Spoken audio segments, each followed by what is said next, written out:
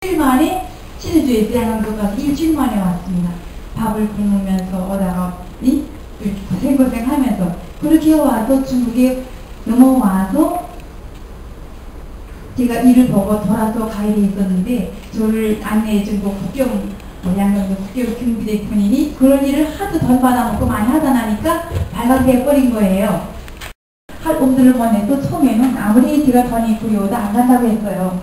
근데 두 번째 또 연락이 왔을 때 그때 저희 친정아버지가 내막염 후유증으로 아주 이제 그 중에 한 사람이었는데 중국이 그렇게 기복으로 높다는 그런 유튜버가 있다는 자체를 그때 처음 알았습니다. 그래서 제가 올 때는 제가 평안도에 살았습니다. 평안도 이렇게 뚜렷하지 않을 때였는데 그냥 양강도 같은 데는 국경 지역이니까 여행 중에서 상당히 정말 세세하게 체크하고 조금이라도 이제 목적이 불투명하다 할 때는 국경을 넣습니다. 그때 당시에 아직도 저도 시일이 급박하니까 증명서 없이 처음으로 그런 무단여행을 했죠. 근데 그게 참 아슬아슬하고 정말 어느 것도 북한에 혈육도 아무도 없기 때문에 중국말도 한마디 모르고 어쩔 수 없이 대한민국을 가야 된다고 하는데 와서 정말 올 때까지 혼란스럽고 막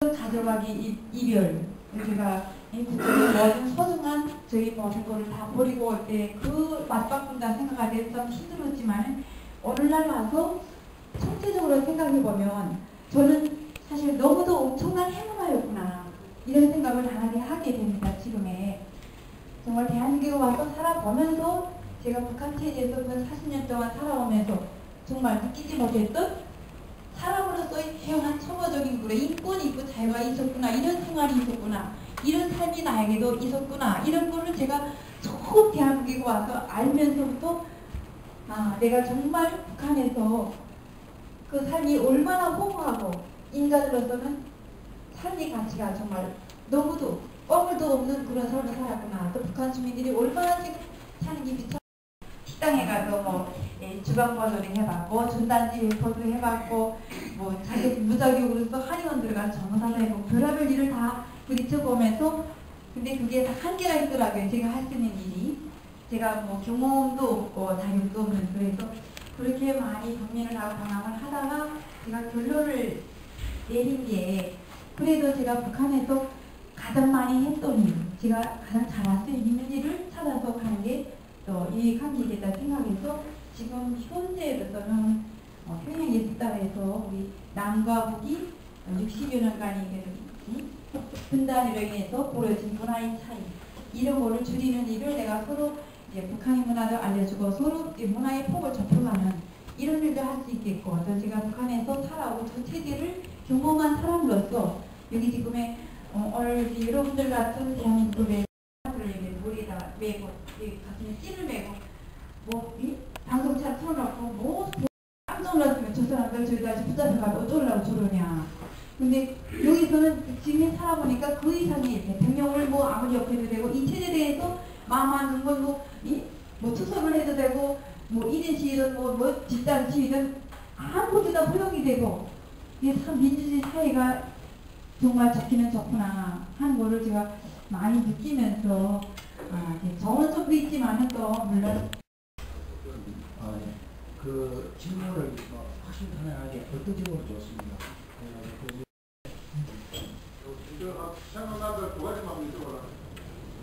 지금 우리 한국 시민단체에서 인신과 부분에서 중선을 통해 가지고 임금하고 최소한의 생활 물자를 보내고 있거든요. 그게 실제로 미국에 기관에 도축을 해가지고 된다는 안 되는 것인지 그게 굉장히 궁금하고 그 다음에 탈북자들이 상당히 많은데 많은 것 중에서 북한 사회하고 우리나라 사회하고 비교가 인식을 체험해보면 완전히 좀 틀릴 부분이 많이 있을 텐데 그 중에서 위장 탈북자들이 한 몇십 년 동안 여기 살면서도 여기에 정보를 갖다 북한에다 보내고 소위 짬뽕된 간첩 활동을 하고 있는데 네. 그게 무슨 뭐 세뇌 교육을 어떤 방법으로 받는 것인지 궁금해서. 네.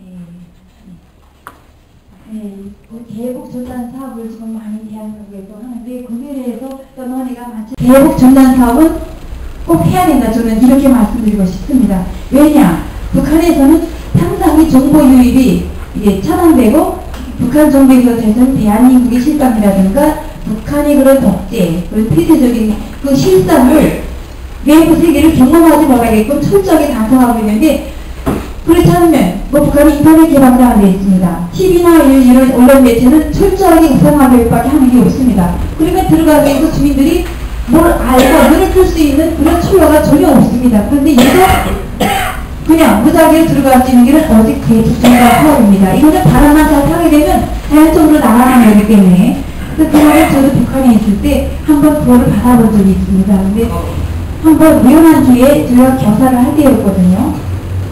그래서 근데 좀 한번 갑자기 비상저집을 한다고 해서 우리 교사를 모이라고 하더니 이제 삐라가 지금 어느 쪽이 떨어졌는데 흑인들한테 그거를 다 수집하라.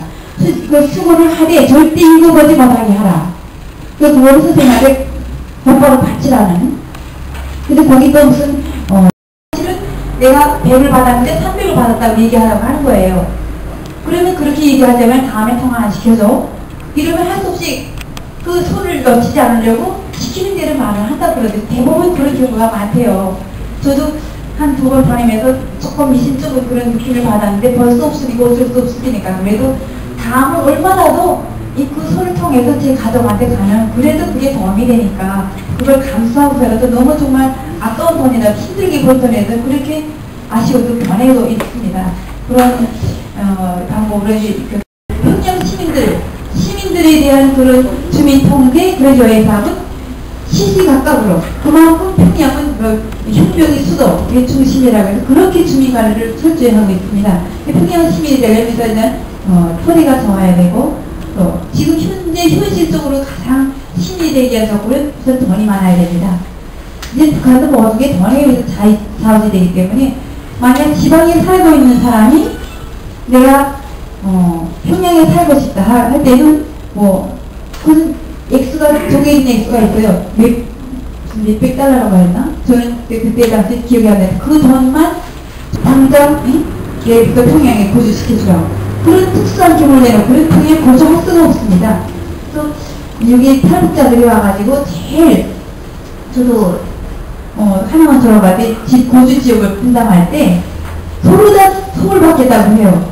이게 한이 맺혀서 그럽니다. 북한 대한민국 수원이 서울에 살고 싶어서 다 서울 살게 돼. 그러면 그 많은 사람을 다 서울에 배치할 수 없으니까 서울은 한 20%만 줍니다. 100% 중에. 그러니까 비리 뽑기를 합니다. 비리 뽑기를 해서 운이 좋은 사람은 서울 떨어지가 않은 사람은 지역에 가죠. 근데 정작 나와놓고 보니까 대한민국은 서울이나 지역이나 별반 차이가 없더라고요. 오히려 서울에 가게 되면 생활비용도 적게 들고 정말 사는데 실리가 있고 또 지역마다 지역적인 지역 자치주의 이런 거라서 좀 더 서울보다 좀 더 특징적인 정말 색채가 있고 이런 점도 많은 데도 많고 이런 걸 볼 때 북한 같지는 않구나. 우선은 서울에 가려면 얼마 치면은 내가 돈만 있으면 그냥 KTX도 있고